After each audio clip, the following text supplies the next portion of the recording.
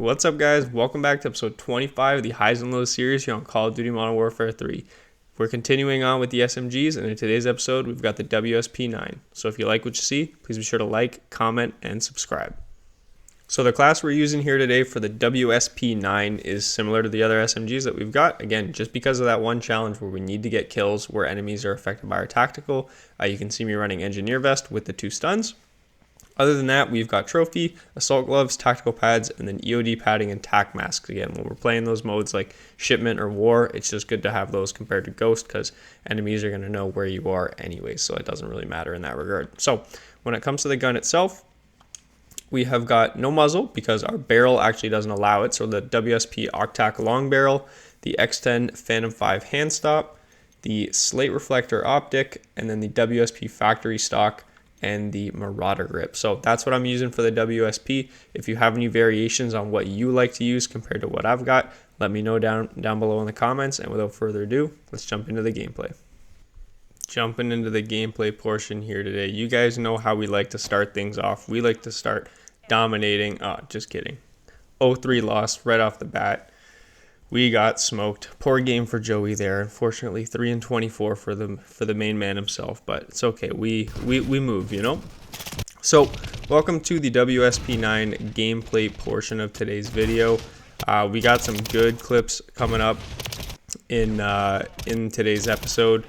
Again, this should be the last episode where the gameplay is a little shaky. It's after this episode where we really start to get back to our high standard quality content after this episode. So when it comes to the WSP9, I likened it a lot to the Uzi if you've used the mini Uzi in previous games, and the slower shooting versions of that gun. I know there's been a couple CODs, I don't remember which ones in particular, but some of them the Uzi shot really quick, but this was one of the slower shooting ones. So that's the gun that we're using today. And when it comes to the gun itself, it only took 9 games to complete. Granted, the games that we did play were 8 of them were standard, 1 of them was war, so it took 9 games in total, and a majority of the standard games, as you'll see right here, were on shipment. I'm just finding when you're using a submachine gun, it's just so much easier on shipment because you just get as many engagements as possible, and that was the goal for me with these episodes, was just to get as mixy as possible and get as many engagements as possible, and really kind of go from there with that.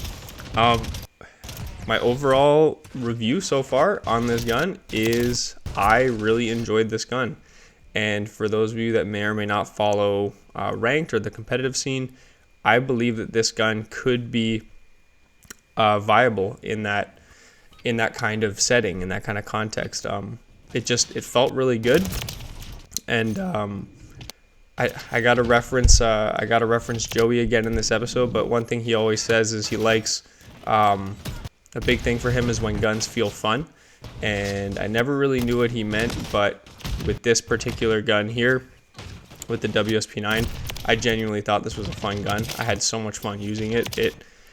The mobility was good, and not only that, it was easy to control, so the recoil wasn't all that bad, to be completely honest with you. The recoil wasn't all that bad, so especially after throwing some attachments on, it was a little rough at the start, but once you get some attachments on, again, like any other gun that you use, it honestly didn't become that bad. Throwing on a clip right here of putting up a sentry gun or a remote turret on top of the L plane on Scrapyard, and it just went to town on people. And if you haven't used it, again, we used it a lot on the shipment games. Use the sentry guns, and you guys will have a lot of fun with it. So the gun just felt like a good gun overall. The couple drawbacks that I would have for it is the iron sights. Again, the iron sights aren't too good, so you would have to use an attachment slot just on a sight. And then on top of that, the base clip size for this gun is only 25 bullets, so you might want to have something a little more. You might want to throw an extended mag on just to help out with the help out on that side of things. Sorry.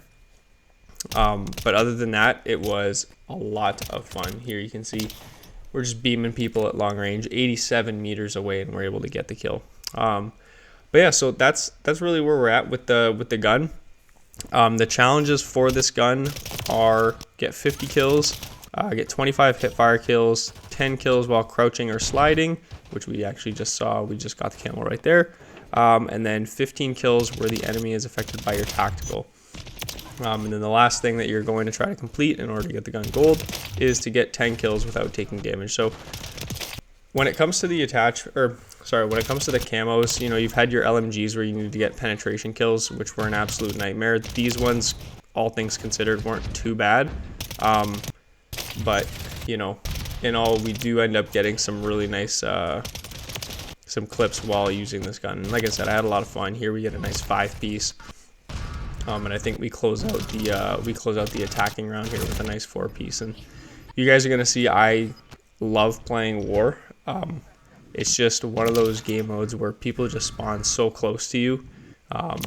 So it just opens up the possibility of getting a lot of clips and a lot of feeds. And as someone who is trying to make YouTube videos based on getting nice clips, I am all for it. So you can see there we get a nice little 4-piece on the attacking side. We enter with 3 here, and I believe we get 1 more. Tried to go for the 5th, but we just get absolutely melted. And then we do end up making a nice little play here, going through the zone, the restricted area, and getting a nice little 5-piece, as that's our 4th, and I believe we get 1 more. But yeah, so there you go. That's a good example of how the gameplay gets a little choppy. But we finished off that game of war with 84, 31 assists, and 34 deaths. So almost a 2.5 kill death ratio. So if you're looking for a game mode to have a lot of fun in, I would definitely say war is up there. And then now we head into our last game. Our last game of the episode is a shipment hardpoint. We do end up getting a nice 5-piece there, and then we do follow that up with a 1, 2, 3, and you won't believe it, but we do get 3 more. We get 2 there, switch to the secondary, and then we do get a 6. We get a 6-piece. So far in this map, we have gotten a 5-piece and a 6-piece. Again, apologies for the gameplay, but we get 2, we get 3. The poor guy spawns in, and we end up getting 5. So far, we've had 2 5-pieces and a 6-piece, and it doesn't stop there. We do end up getting a 4-piece to close it out. 1, 2.